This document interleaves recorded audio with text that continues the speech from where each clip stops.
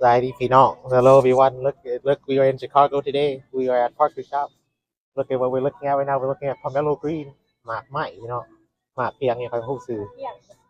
Mạc Kiang, yeah. Ah,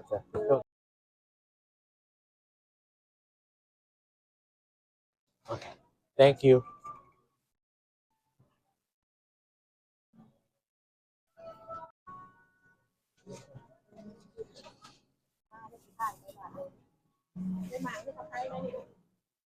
อันนี้นี่อีสามน้องก็19ผู้พาว Chestnut everyone เก็บมาเด้โอ้จะมาดีกันได้จ้ะตัว Chestnut เนี่ย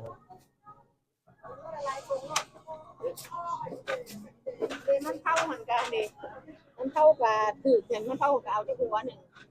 เดมันเข้านี่ก็เดมันเข้ากับถือชิคคามามันเข้าชิคคามาว้าวจ้ะแล้วนี่เนี่ยเอาสวัสดีเดี๋ยวมาคบเนาะมากันทั่วแห่วเลยตู้นั่นจะเซ่ปล่อยอันเจ็ดอันห่อแอคเข้าเขาที่ห่อไปใช้เงินเขาต้นซื้อเดี๋ยวพ่อไปต้มกินมาตีตัวเด้อรอบ้านก่อนมันเข้าประเทศอื่นที่เดียวกันเลยเราถ้าที่เราเอาไปกินมันนอนไว้ก่อนเรียกพักนะมีรูปบนผ่านพักกันมีอะไรเนี่ยผัดช่วยซ้ำเนี่ยน้อง75เปอร์พาว$2.75โชว์พอช่วยซ้ำเปอร์พาวอยู่บ้านเท่าไรแพงอยู่พี่กระถือก็รู้ว่าอยู่พี่แพงก็พักอีเลิศค่อยว่าประมาณเดอะเซมบ่ค่อยว่าใครทายผู้ย้อนนี่ช่วยซ้ำ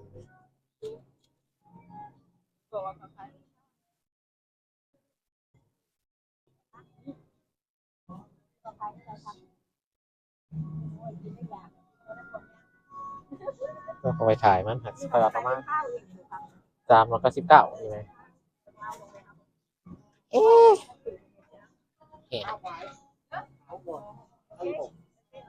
เอาอีกเนาะปูเขาจะไปเบิ่งมันเทียนหรือปูเขาจะเบิ่งมันเทียนอันนี้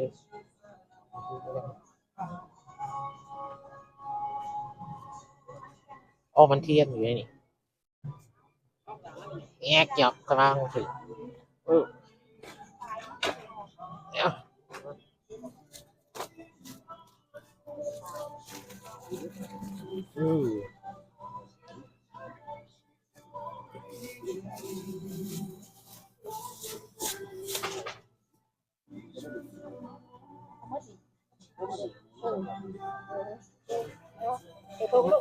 ใช่ครับมันเทียนอยู่ที่ก็มีมันเทียน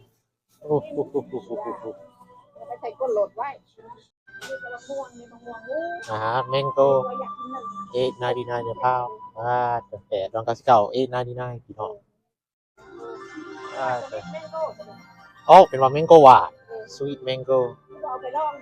ให้ไปลองก็ลองนี่ใส่ถุงเด็กไก่นี่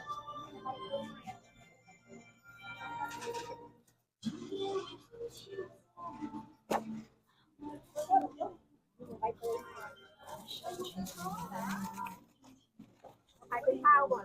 เปิดพาวไปกินเบิ่งมันจะก่อนนะไปกินศพแหละอย่าจังหน่วยหรือ2หน่วยได้เวลามันถือคู่บ่ลูกเห็นสิไปว่าถือดิไม่แต่ต้องเรียอย่าเรียอย่าเรียดีกว่ามันตีอะไรนี่ค่ะฮะจะไปลองเหมือนเอาจาก2หน่วยหรือ3โอเคโอเค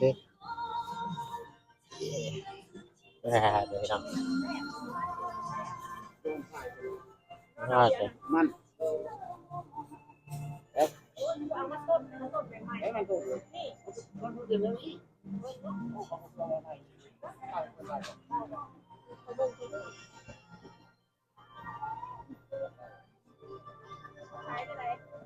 เขาโอบถึงลายโอ้ยพ่อดิ เป็นป่าสิ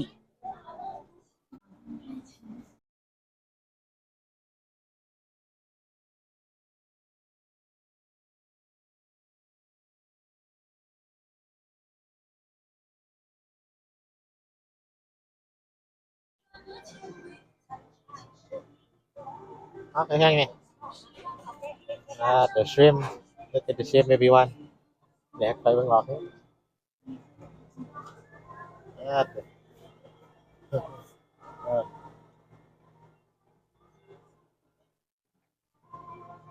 โอ้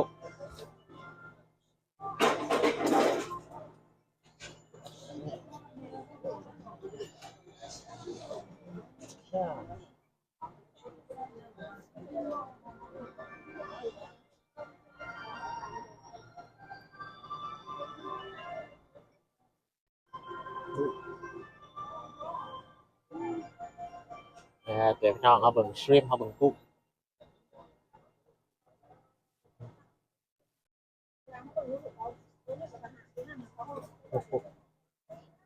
เรียงไง ราคามันตัวนี้ ราคาตัวนี้ เบิ่ง fresh water เพราะเบิ่งอันนั้นเป็น giant prawn นี่เรียงนี่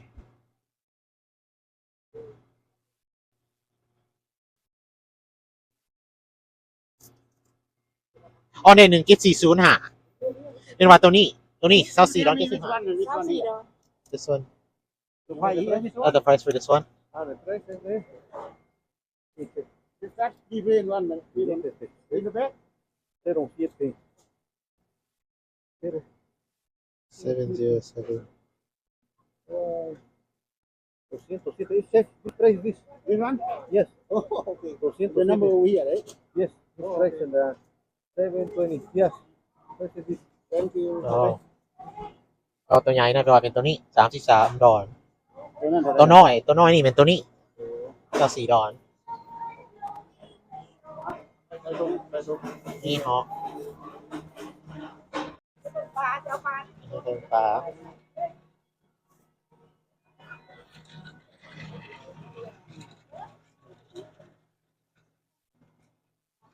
เดี๋ยวพี่น้องเบิ่งปลา look at the fish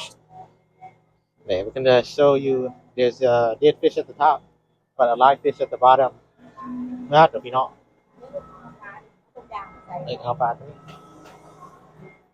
เอาของหางมันแล้วเราจะนี่ได้ครับว่าเขา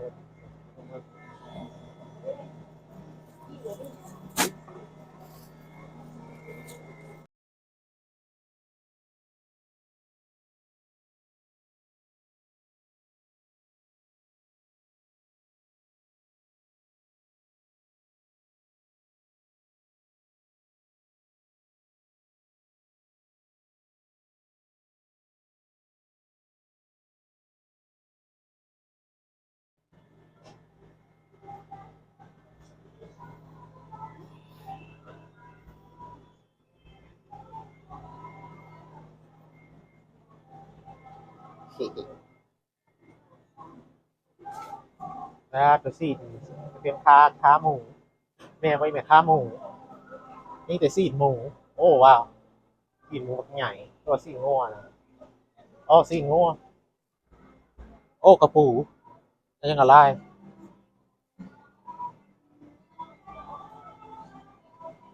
ตัวหนึ่งเคเนาะฮะ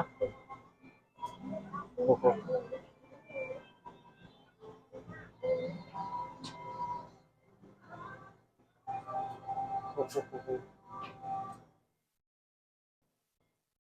โอ้ท้องหมูพอกเลเวอร์ตับหมู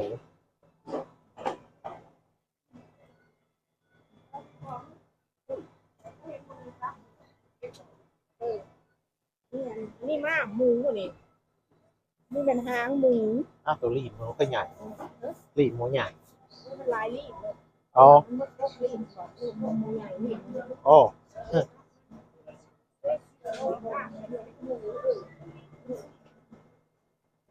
ไม่กิน หมูมีแต่หมู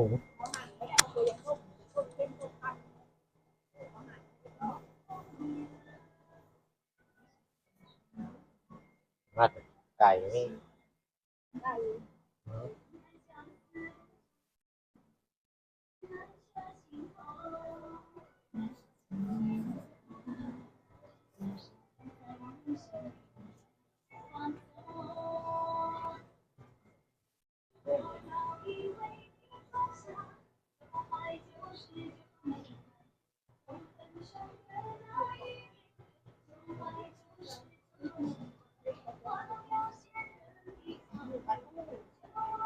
ปลาทูมาแถวนี้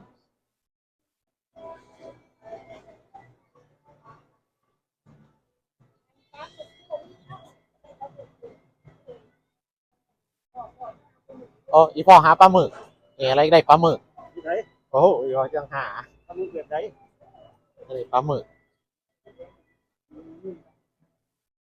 นี่หอม มีปีงัวบ่พอด้วยกันนี่ปีงัวก็สิเอาไปเบิ่งเนาะลูก บีทไบโอ บายบ่แม่นบีเลยลูกเอ้ยจักดอนเบิ่งลูก เดินบีทไบโอแคปเพจซีซันนิ่ง ยางปลาตรงยาง เดิน เที่ยง หาศูนย์หาเป็นว่าตัวนี้สีดอนเจ้าหา ก็สิเอาบีบ่มันคือว่านั่นน่ะลูก เออ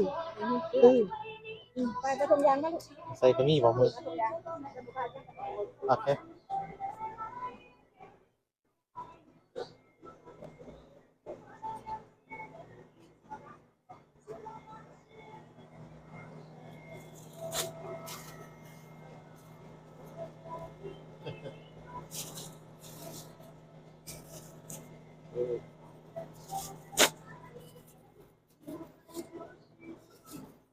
อันดีเดี๋ยวนึงมือข่อยเปื้อนนี่ไงใครทงเนี่ยทงบ่ยากกว่านี้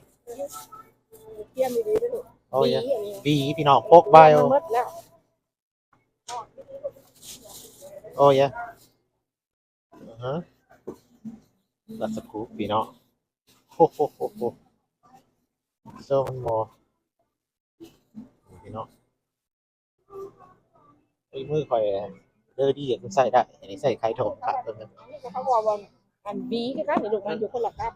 395ตัวนี้ คือว่าถือกว่าเนาะกับตัวนั้นหรือว่าตัวนี้มันเป็นธงหมองยาขยาด้วยตัวนี้หัน3 ดอนตัวนั้น4 ดอนตัวข่อยเอาพลาดเรื่องละ Oh, you mean white Thai? Hey, look everyone, this is Vietnamese noodle. This is a noodle